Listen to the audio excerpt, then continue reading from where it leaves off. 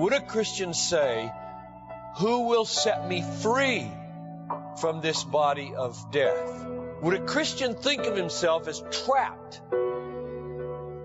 enslaved, imprisoned in a body of death?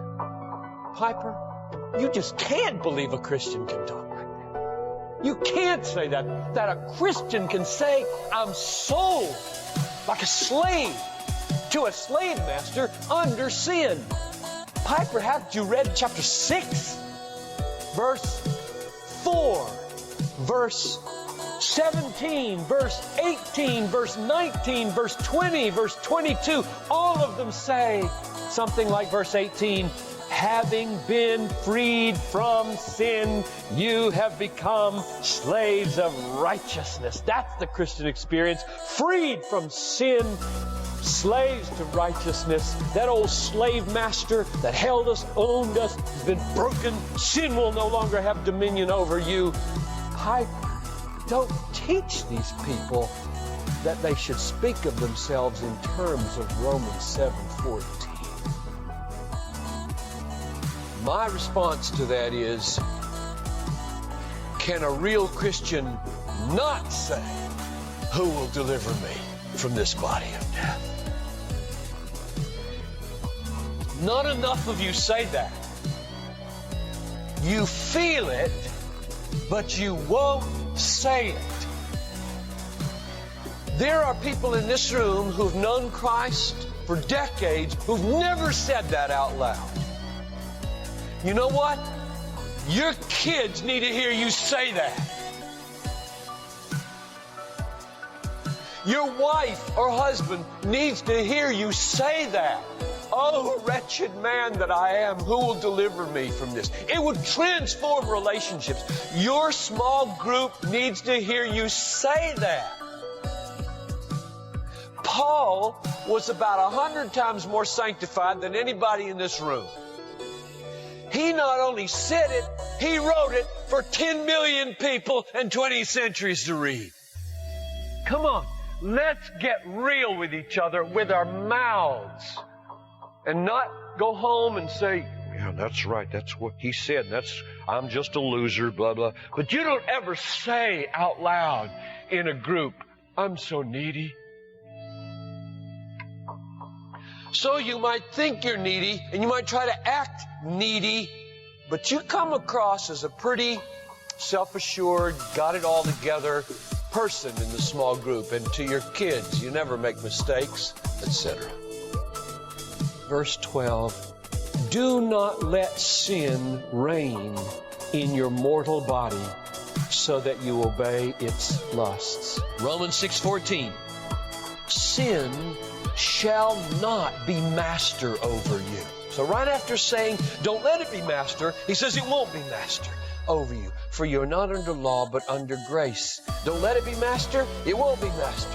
And you've got, who'll deliver me from this body of death, and I'm being taken captive to the law of sin, and the Spirit of Christ to set me free from the law of sin. Isn't Paul in verse 12 actually warning them not to let happen what sometimes happens? He says, do not let sin reign in your mortal body so that you obey its lusts. I don't think Paul would have said, do that, if it weren't a real battle, and you sometimes don't do that. It's not a given that that's not going to happen. It's not automatic. Oh, good, I'm saved. I won't ever let sin reign in my mortal body. Sin will never reign in my life. It never takes me captive. It never asserts itself as an alien slave master over my life and brings me into temporary captivity. There'll be no moments where it gets the upper hand and acts like a king over me, puts me down and defeats me. There'll never be any of those. I think Paul says there are going to be some of those, and I'm telling you in verse 12, fight like hell to not let it happen. So, what do you describe it as if it happens? You might say something like, I'm so carnal. My old man, my flesh keeps fighting. And I have to keep reckoning it dead and counting it dead over and over again. 1 Corinthians 5:7. Clean out the old leaven so that you may be a new lump of dough, just as you are in fact unleavened. Can't get any clearer. If you think the other texts were sort of patches with texts that didn't belong to each other, you can't say that about this one. It's all one sentence. Cleanse out the old leaven from Bethlehem. Cleanse out the old leaven from your marriage. Cleanse out the old leaven from your heart, your mind, and your body. Because, Bethlehem, you are unleavened. We fight. Oh, do we fight. To put it on, to take it off, to reckon ourselves. But we don't fight as people who are trying to decisively and irrevocably become something we are not.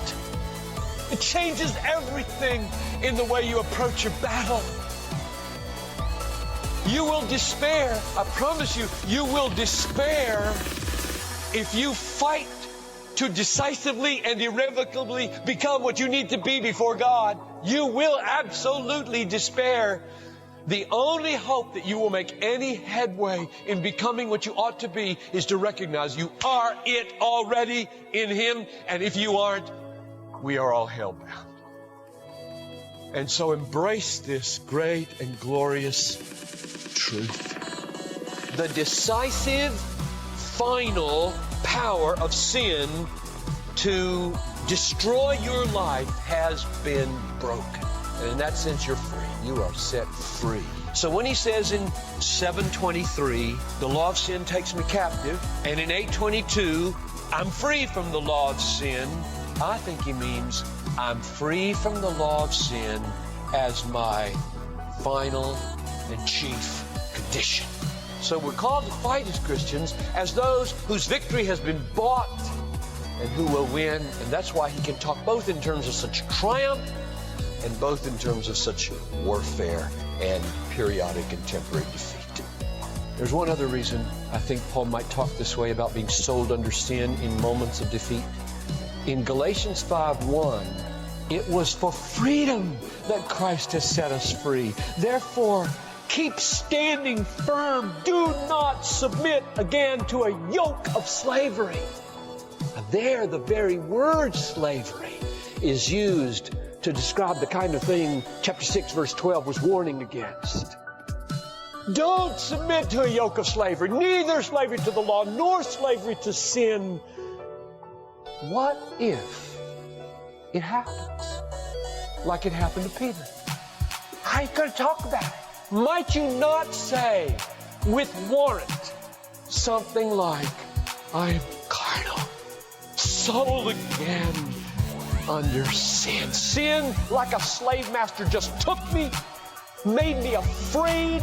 I pulled away from the Gentiles. I stopped eating freely with them. I became a coward, and I was dominated by sin, and Jesus told me never to be dominated by sin.